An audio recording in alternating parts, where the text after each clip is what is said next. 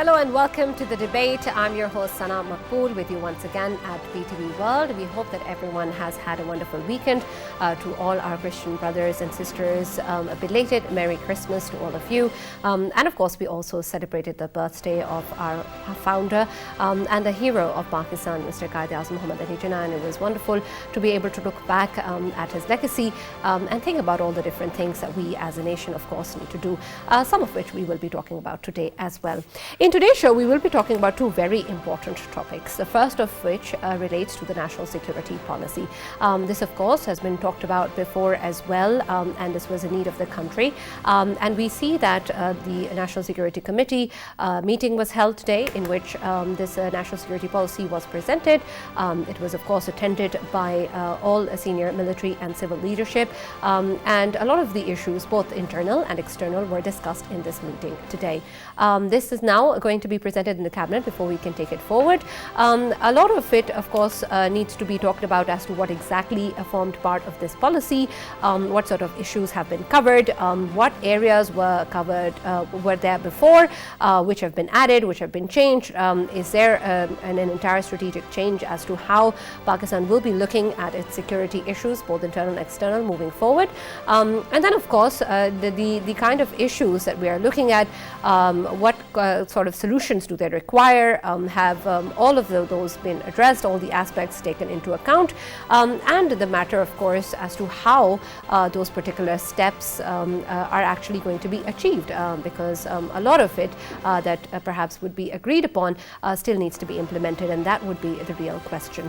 We will also be taking a look at the situation in Afghanistan and in India with reference to the Information Minister, Fawad Chaudhry, who talked about how Pakistan's biggest threat is retrogressive thinking, and he was talking about the government in India and the one in Afghanistan as well, and the kind of extreme ideologies that are prevailing in both those countries.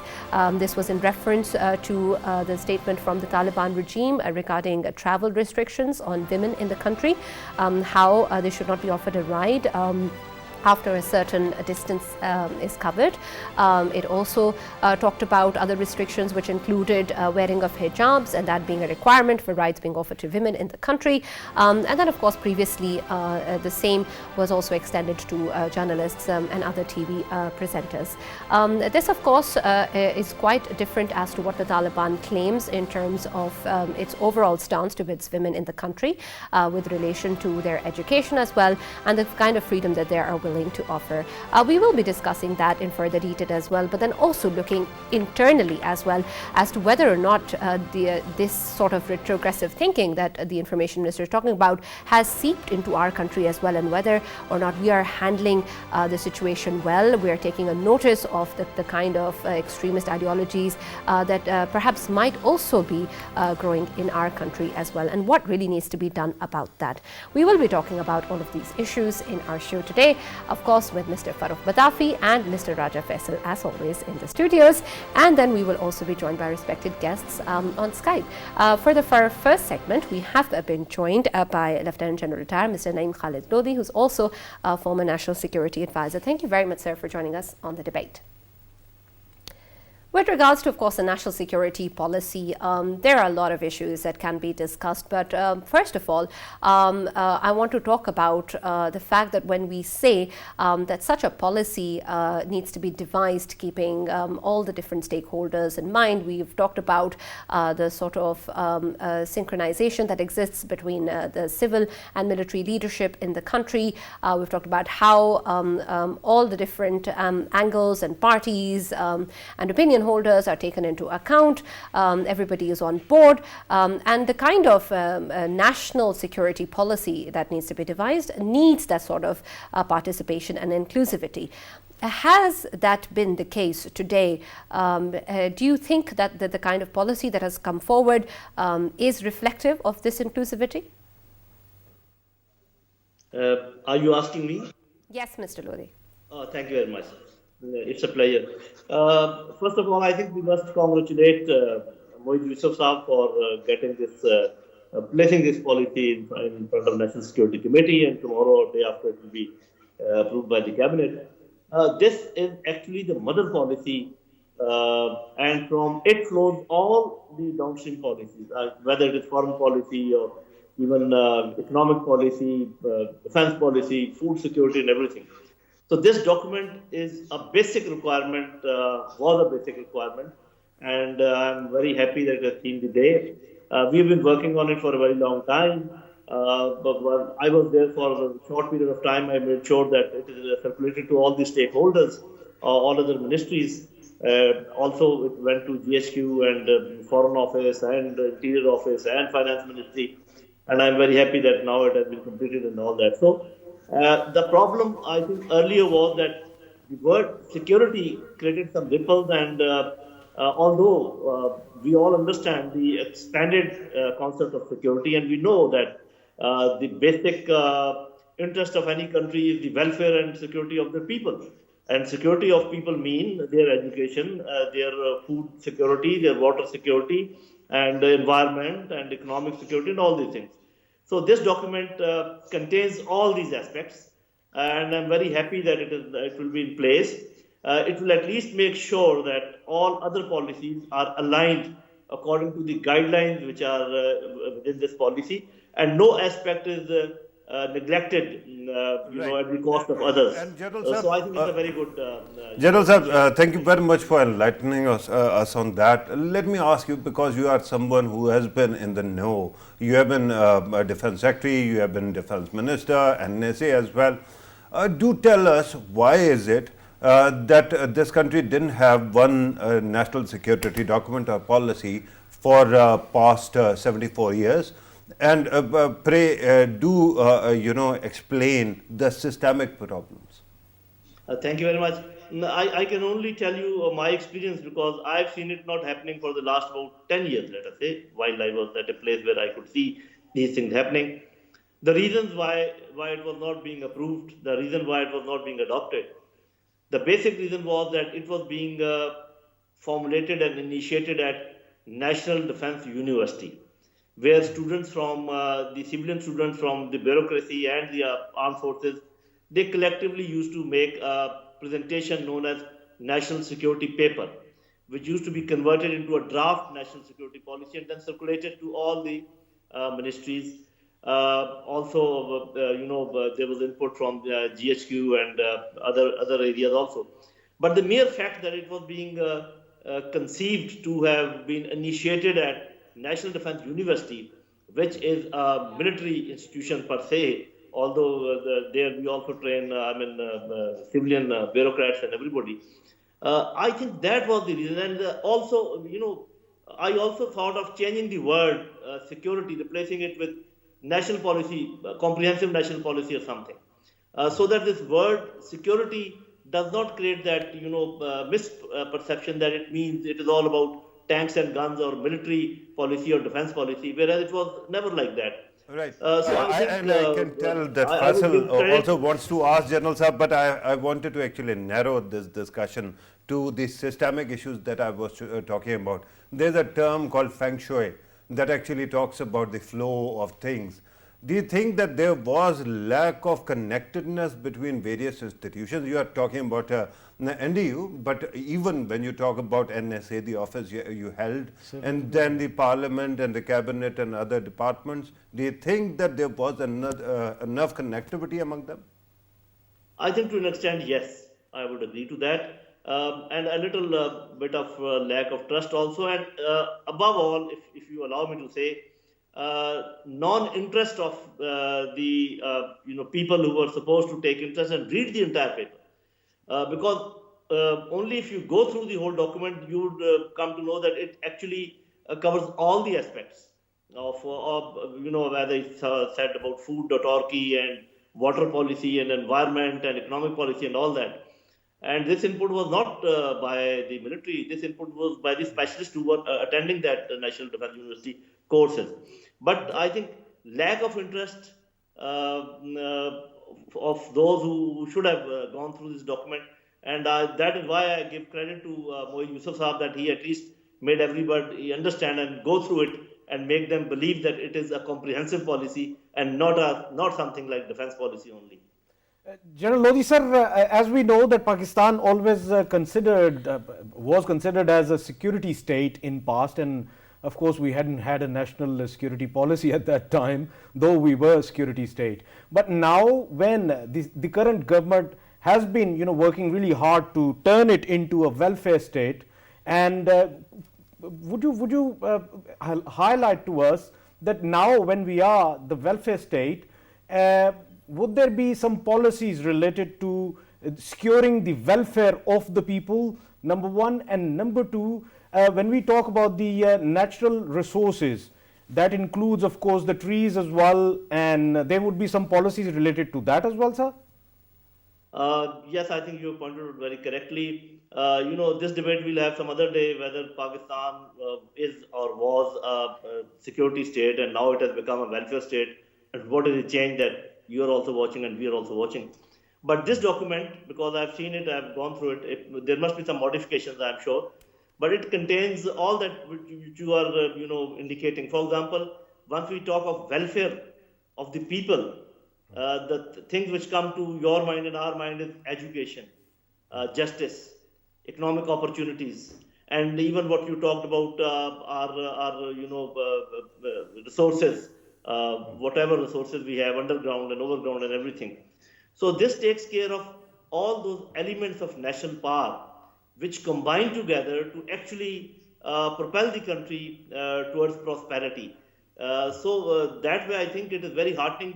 I think this policy, some portions of this policy will be made public as far as my understanding is concerned. Some of them, of course, related to certain things will be kept, will not be brought in the open. But then you will see yourself that all these things which you are mentioning, they are very well covered in this policy. General Right, Lodi sir, yes, if you can allow me. Sir, we know that in past, of course, we have been in alliances with the West, especially with the Americans. We know that that phase is covered and it's over now. Should we think that all of these things that used to happen in the past related to our alliance, that giving out our air bases to America for use, would they be of the concern as well when it comes to external and internal security, sir? Good that you brought up this point, because then I will get some chance to express my views as far as these strategies and these things are concerned. And I keep on saying, and I think you people are aware of it. I do not contribute to this idea that now is the period of economic strategy and geoeconomics, and this has always been like that. I mean, geoeconomics or controlling of resources was top priority of all countries all the time, from Stone Age to this age. So saying that this is a special era of economy is a misnomer. Geostrategy, geopolitics, geoeconomy are intertwined in a way that one cannot move without the help of other. For example, you talked of certain things which are of strategic nature, but yes, if you pay too much attention to anyone at the cost of other, then it creates a problem. So I would suggest and I would caution our leadership in a way that please do not harp too much as far as geo-economy is concerned. Yes, we are economically weak nowadays, so we need to pay more attention, more focus on that. But you will not be able to leverage geo-economy unless you have good relations with other countries, which means geopolitics, unless you have certain leverages with you, which is geostrategy. So geostrategy, geopolitics, geoeconomics, they go hand in hand. So what you are indicating is that our emphasis now is more of on geoeconomy is correct, but it doesn't mean that we will give up, our military affiliations or give up our political affiliations. And of course, we should not be going into any military blocks, but that regional affiliations and Muslim affiliations or any affiliations with West or China, whatever we think is in our interest, that will happen even now. Right, absolutely. When we talk about this policy, Farrukh, I want to understand something. Does this policy actually fill a gap that existed? Haven't we had similar policies in the past, maybe perhaps not under the name of a national security policy, but do the actual steps or strategies that perhaps would have been laid out in this policy exist? Have they been existing in the past? Is this something that actually adds value to something that was missing? Right, and this is a very interesting question because, of course, no country, especially as our friend here was talking about, Faisal was saying that Pakistan has been accused of being a national security state, right? So a state functioning on that level, not having a policy, doesn't seem to be something very realistic. But here's the problem. While there must be some tactical level strategy, tactical level doctrine in play, and we know that there have been documented army doctrines, there have been other doctrines of the sort, we never had, at least to my knowledge, any written and made public national security document. Right? Okay. And as General Saab was actually mentioning that there was even a discussion or there was a problem in defining the term security. And that happens because semantics, when we are trying to be academic, that actually creates a lot of problems, national power and others. Right. Similarly, he also pointed out this subtle difference between geostrategy and geoeconomics. Right? The problem, this kind of debates actually remind me of, again, a cultural reference from Lord of the Rings, when hobbits actually go to those trees called tree beards. Yeah. They can talk, and they actually ask for their help. And after 3 days of debate, they tree beards actually tell them that we have agreed that you are a hobbit. Right? The problem is that we live in a very interesting neighborhood. It is a rough neighborhood. So we have to have a document which is a consensus document. I understand that during PMLN's time, the previous government's time, there was one NISP, National Internal Security Policy, that was actually floated by the Interior Ministry. But here's the thing, the actual document never reached us. There was one document that kept on floating, it had signatures and all, and we thought that it must be the first draft. And there is a software called Turnitin, right? That actually checks for plagiarism. So when I actually submitted that document to that, it ended up being 80% plagiarized. Wow. Right? So I don't know, it must be something to start with, but it must have actually grown eventually. As someone who has been part of exercises in the past, at least the theoretical exercises of making such document, I can tell you that definitions are difficult, but you have to realize that comprehensively you have to have an outlook on what is the threat to the country, how to actually focus on those challenges, and how to actually convert those challenges into opportunities. Right. Finally, the one thing about geoeconomics and geostrategy, I understand what General Saab is saying. Nobody is saying that we are going to actually give up our military capacity or defense or strategic capacities. The only humble submission is that this country hardly ever had to struggle because of its security. We have these very boisterous defenses that we have got, mashallah. But our economy has always been a problem. It still is a problem.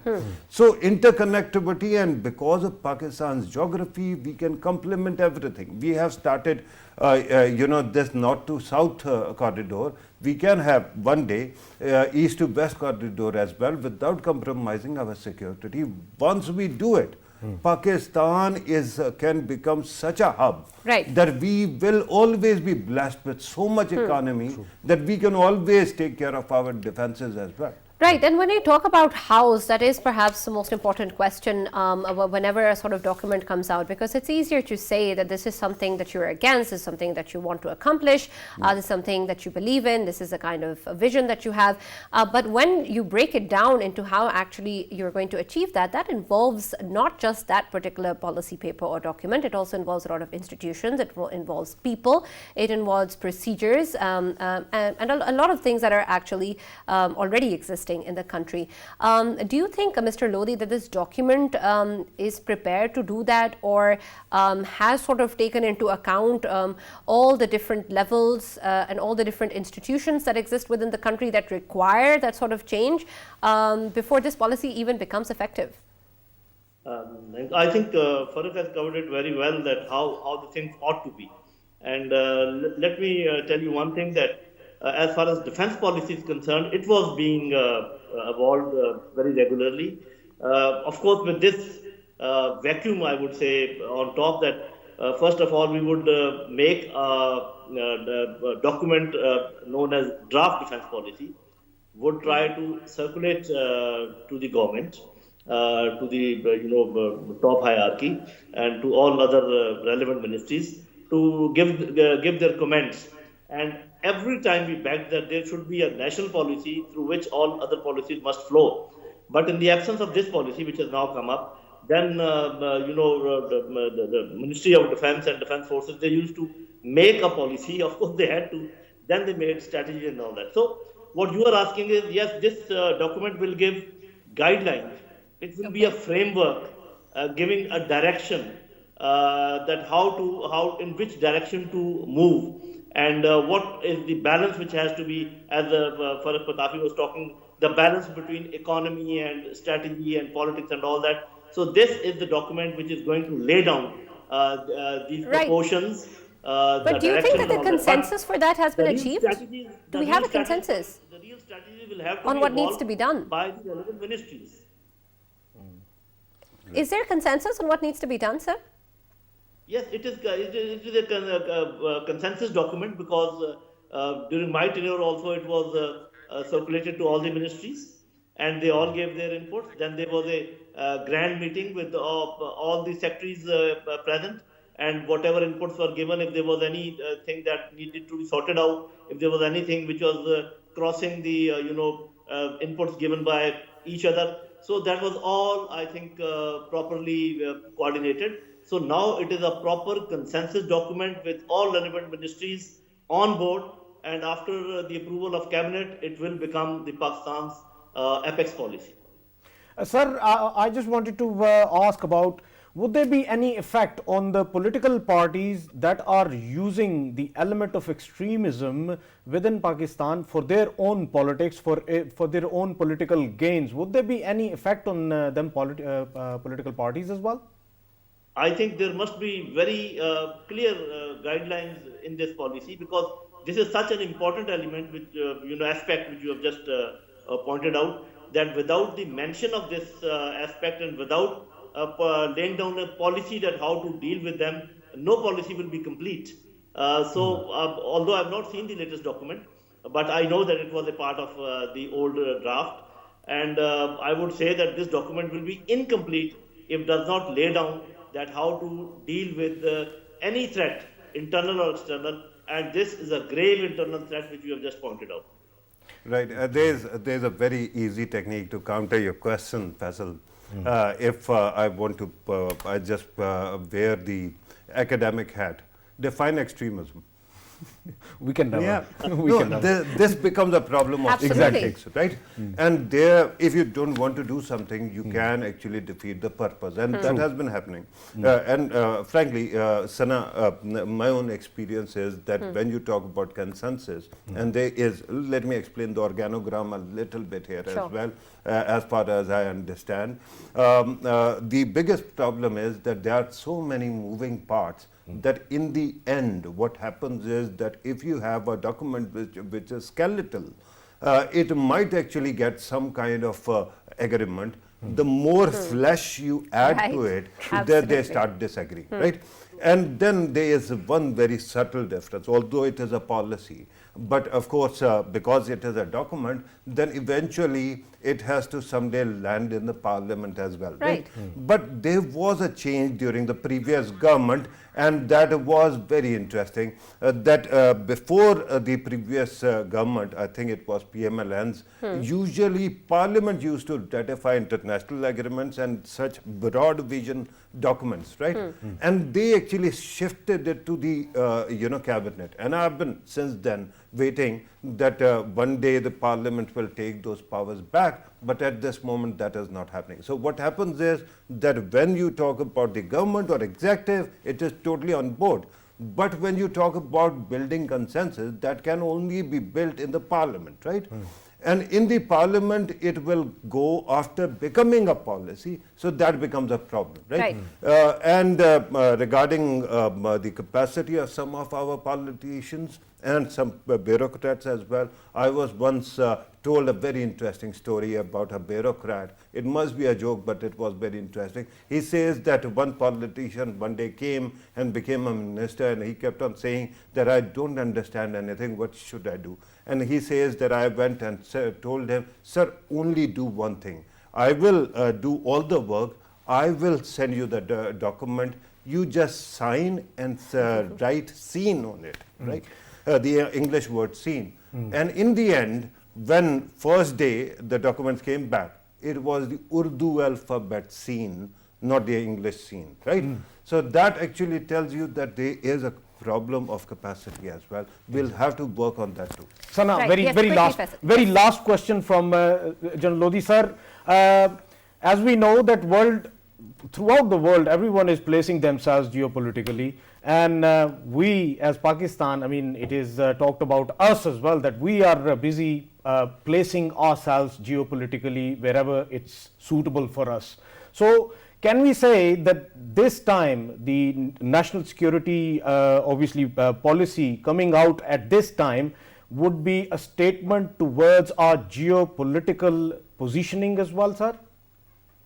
I think it will and it should, because but it will only give it in a broad framework, only a guideline, so that in future, Farrukh was very right once he said that if you add more meat to this sort of policy, then the consensus becomes nearly impossible, not difficult. So definitely, the basic, purpose of any policy should be to have as many friends as possible, to have minimum or no enemies at all, to give security to our people in terms of education, in terms of justice, in terms of economic opportunities and all that. And I am quite confident that this policy must be containing all these things. Right. Thank you very much, Mr. Lodi, for joining us for this segment and being a part of the show.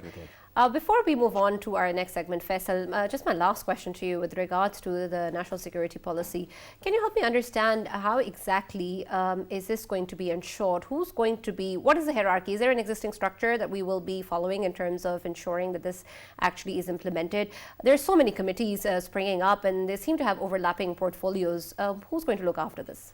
I mean, end of the day, obviously, Prime Minister of Pakistan would be doing it. But, the most important thing is right now, earlier, obviously, Farrukh was highlighting the why at this time. To me, I think at this time, because we have the best civil relations right now going on in Pakistan, and I think it was the best time to design one. Plus, geopolitically, I think it was need of the hour to do it. And if we look at who would be calling the shots, then of course, Prime Minister of Pakistan would be calling the shots. And that's how it should be. And I think we can all say that whatever the policy is, it is going to be in the best interest of right. Pakistan. But my question was related more to the structure. Yes, Farrukh. Yeah, regarding what Faisal just said, it is quite intriguing because the Prime Minister is usually not the last person or last office that actually calls shots on this. It is supposed to be our cabinet, right? Pakistan is not a presidential system where the chief executive has all the say. It is basically the executive body which is supposed to be the cabinet. And cabinet, of course, is chaired by the Prime Minister, and Prime Minister usually carries the day. But there are three tiers. And interestingly, the Prime Minister or the executive leadership is actually placed on the third tier. The first tier is the think tanks and organizations that actually collect the input. And then you get the second tier where you have two bodies at least. One is, of course, the national security body. It can be National Security committee, usually that is the one that approved it today. Yeah. And then there is a parallel office that actually advises the Prime Minister, but is very important on this tier, and that is the office of NSA. And then it all culminates into the cabinet where it is approved. So there are moving parts, but there is a structure that we know how it works. It is a pyramid structure, but tiers actually are reversed. The first tier is downward at the bottom, second is second, and then the third one is the final one. Right. So, of course, what remains is that what the strategy has, what it entails, and how exactly it is going to be implemented and the structure be used in the future.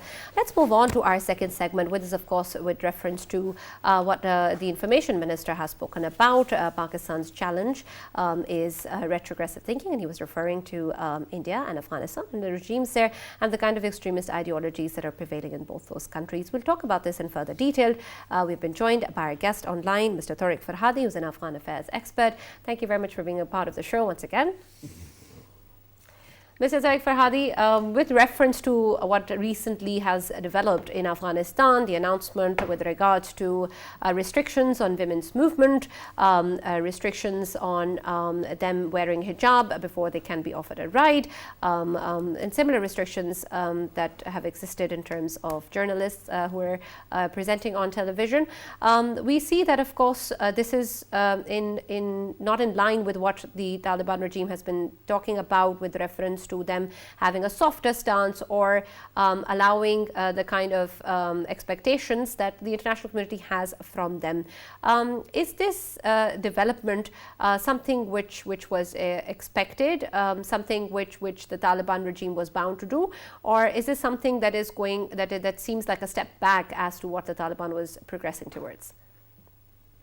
Greetings to everyone tonight. I have lived a few years in Egypt, and the Egyptians take everything with a light note. So allow me to tell you the story of my uncle who says in Kabul that auntie is not happy because she cannot go more than 72 kilometers further than the house. That's the rule the Taliban have established. And now she has to take uncle with her when she goes out. And uncle has said, why don't you just get off the taxi and change your taxi and go another 72 kilometers? Right. But, this is it. The Taliban are not coordinated. The people who have taken over the Ministry of Promotion of Virtue and Prevention of Vice, they just apply what they have been dreaming about when it comes to an Islamic system. And they are indoctrinated, and there is no way really to negotiate these things with them because it's an ideology for them more than the religion. Because the Islamic religion is very wide and large, especially if you have lived in other Islamic countries, you will see that it's practiced completely differently. And when you notice this, if you travel to Mecca, when you go there, you see that you see all kinds of Muslims. It's very different, the community, the Ummah.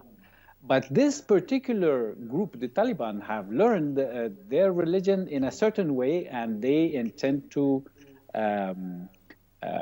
practice it and impose it on the others. This is the imposing side that becomes a problem for the Afghans because it's restricting other people's liberties. It's really up to families what they want for their loved ones, if they want them to go 5 kilometers further, if they want to go alone in a taxi or with somebody else. But this is when government comes in too much to create rules in the lives of families, women. It certainly creates a lot of difficulties because there are single mothers in Afghanistan. Unfortunately, we have been through a war with about 240,000 people who died. We have single mothers who are responsible for working and making a living for their household, etc. And if, like last time when Taliban were in charge, 1996 to 2001, these restrictions are imposed, it just creates difficulties for people. Right, absolutely. Mr. Farhadi, how crucial do you think this restriction or such kinds of restrictions are in terms of what is going on in the world, what the Taliban regime requires in terms of recognition or legitimacy from the international community, the kind of commitments it requires? How important is these sort of restrictions for the Taliban regime to actually risk that sort of welcome that they need from the international community? Well, to be honest with you, we have given up now. We have given up that this regime would be recognized by the international community. The risk now is that this regime will remain unrecognized like 1996 to 2001, but there is a government, they are ruling, it has very small internal revenues from customs and from phone taxes, and the world will deal with them as a fact of life without recognizing them. Yeah. Mr. Farhadi, we know that earlier when we had OIC last week, of course in the OIC summit, it was suggested that a council of scholars from throughout the world, Muslim scholars, they should be engaged, and they should sort of meet with the Taliban and negotiate with them different things, that interpretation which is being done by Taliban. Of course, that interpretation or that the way they are taking the things, it's about, of course, 1400 years ago, and now when the times have a different dimension, don't you think that it would be a very good step forward, and that is need of the hour, and the council should send somebody as soon as possible? So the Taliban will avoid these kinds of meetings. They will never agree to other ulama of the Islamic world. They have said that what they are imposing is not Islamic rules only, it's customs. It's impregnated with customs, with the way of life in certain corners of Afghanistan. I even heard from one of them that I was talking to in a debate today that this is one way to prevent human trafficking and keep control of what's going on. Yes, it's a poor country. Yes, people are migrating. Yes, there is a risk of human trafficking. There was a story in the Associated Press that one of the human traffickers actually is a woman in Zaranj, southwestern Afghanistan, and she has been in the business of sending people to Iran for the past 2 decades. So it's a country of 40 million people. There's all kinds of things going on. The Taliban are trying to bring control. Some of the things they do is meant well, but it rings bad with the international community and the rest of it.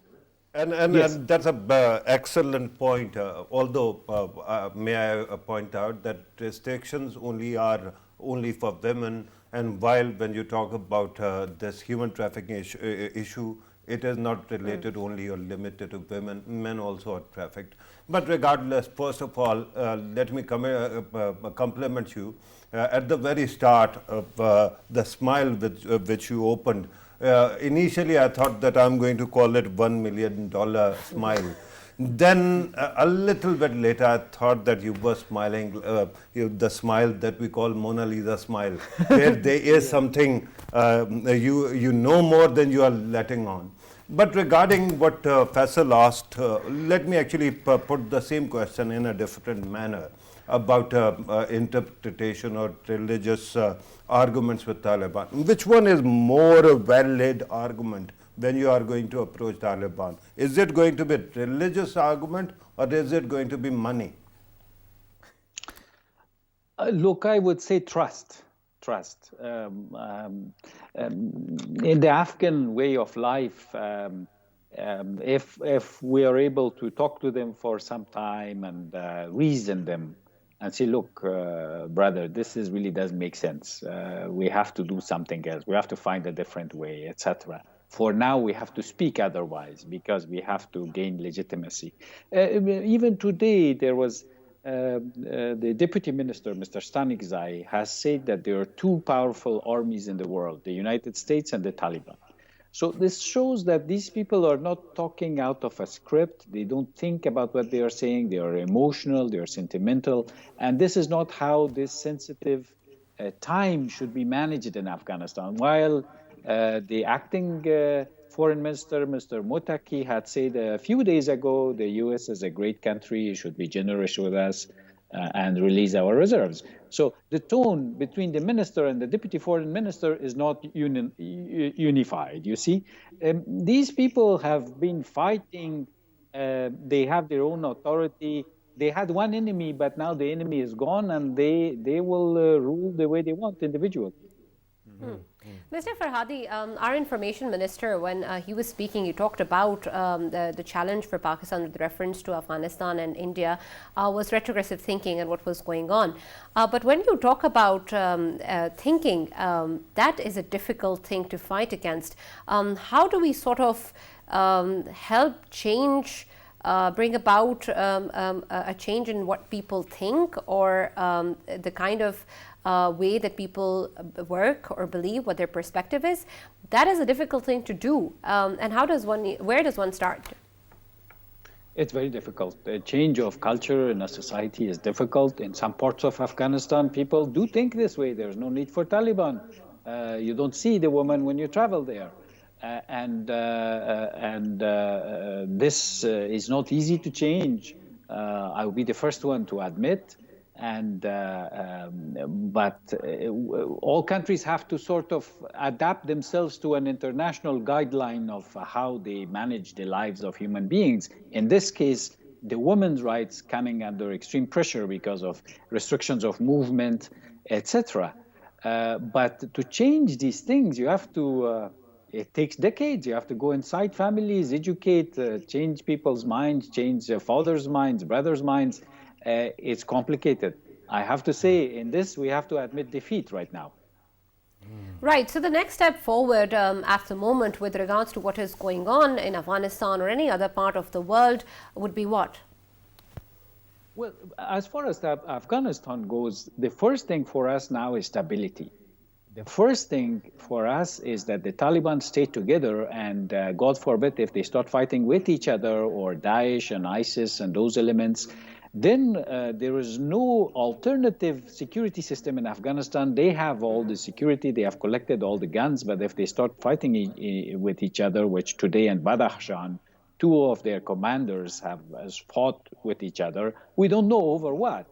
But my first demand for the Taliban request is control your troops, discipline your troops, keep it together, because until we come to a point where we can talk to you about a larger, broader government, knowing that the world will not recognize this government, but still it needs to have a competent government in order to run the affairs of the country, the first risk is really security and stability in Afghanistan. And that stability is important for Pakistan. It is important for Iran as well. Mr. Farhadi, there are conflicting reports about this, that it is said that the top leadership of the Taliban, the top tier leadership, when it comes to enlightenment, it is said that they are enlightened enough and they are ready to change themselves. But of course, there are certain pills they have to take, just because of one reason, that they know very well that on the very lower level, the Taliban, on the ground, the Taliban are the ones who want all of these things to take place. That's why they are doing it. So could we say that for now they might do it, and with the time they change themselves? So the indoctrination was part of motivation for the war against the infidels, indoctrination against the occupier. So now the occupier is gone, but they will not let the society turn infidel, quote unquote, you see. The problem with this is that once it becomes a habit, then it's very difficult to lift it.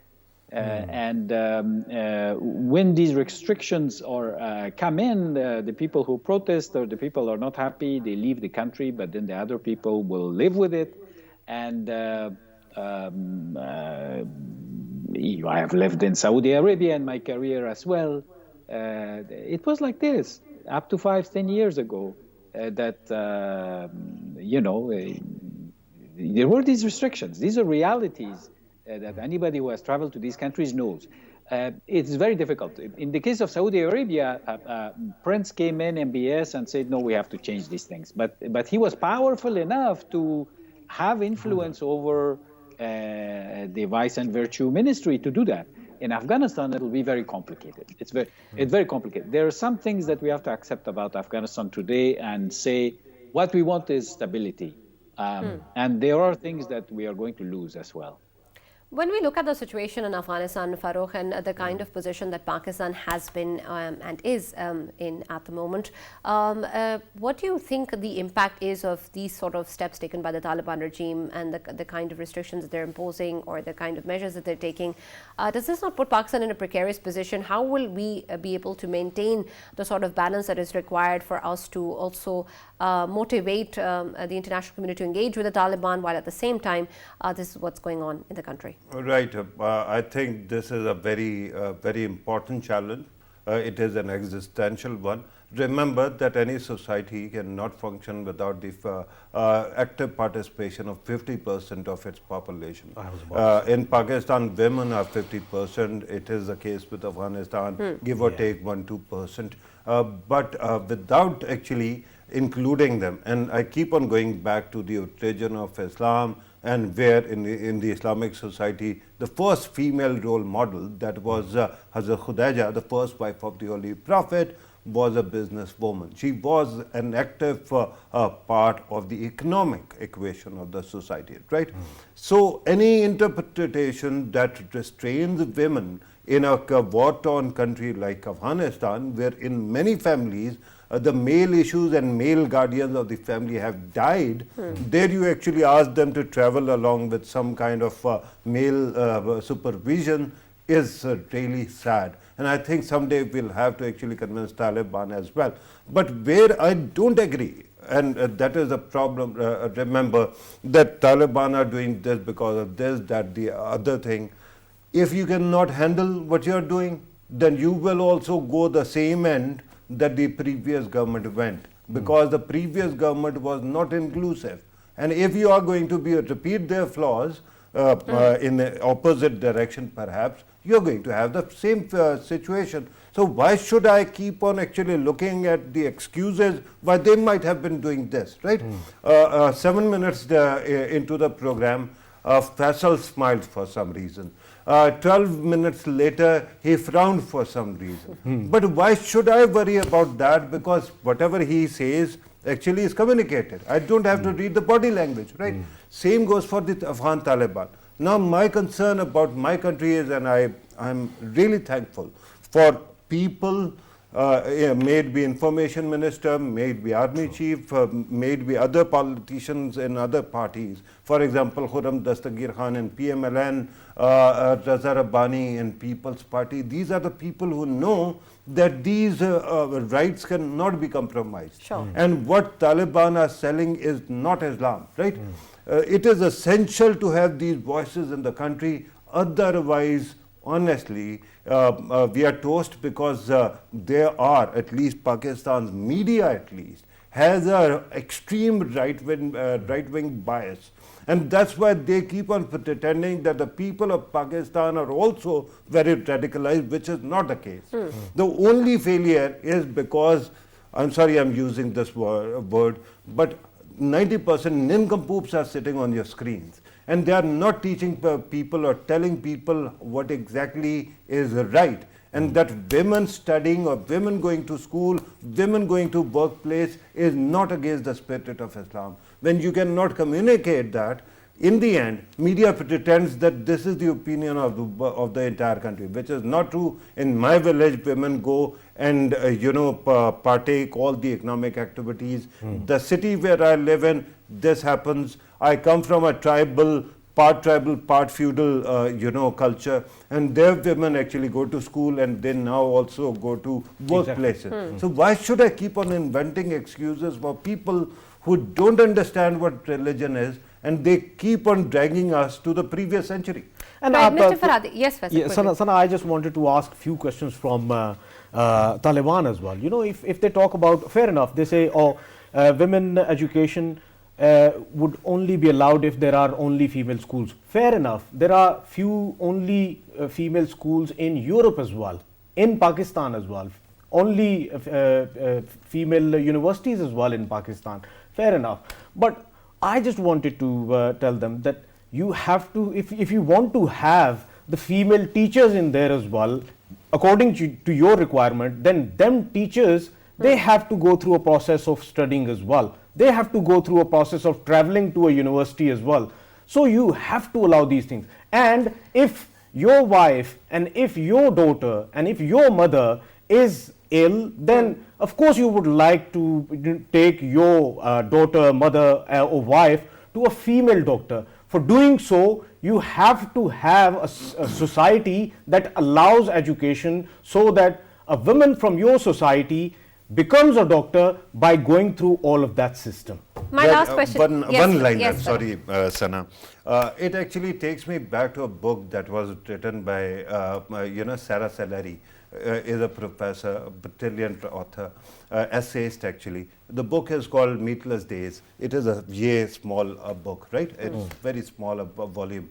And in that, when she is talking about South Asian women, in the end, she actually says there are no women in South Asia. I don't know what that means, but let us stop pretending that there are not women. This program is being led by a woman. Exactly. This country has been led by a woman, and it has happened elsewhere as well. We should be actually realizing that this inequality should not be something that we believe in. Absolutely, and a remarkable one at that, right, Farrukh?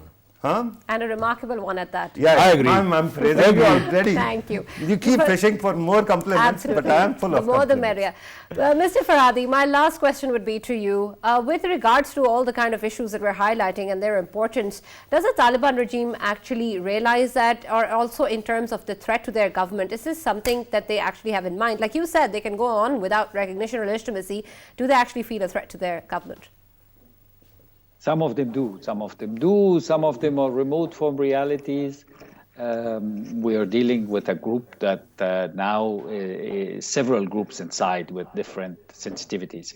But because I'm in here for the promotion of Afghanistan, I hope that someday you will travel to Herat in Western Afghanistan. Herat was designed and built by a woman called Gauhar Shad, 1376 to 1457.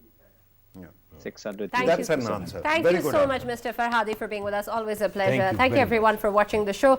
Of course, there's a lot that needs to be done both within Pakistan, around the world, but the kind of change that we want requires constant and continuous effort, and we want to be able to see that from every individual, which is, of course, the only way that things is going to change. So when we talk about expectations, let's also talk about responsibilities. Thank you so much for staying tuned.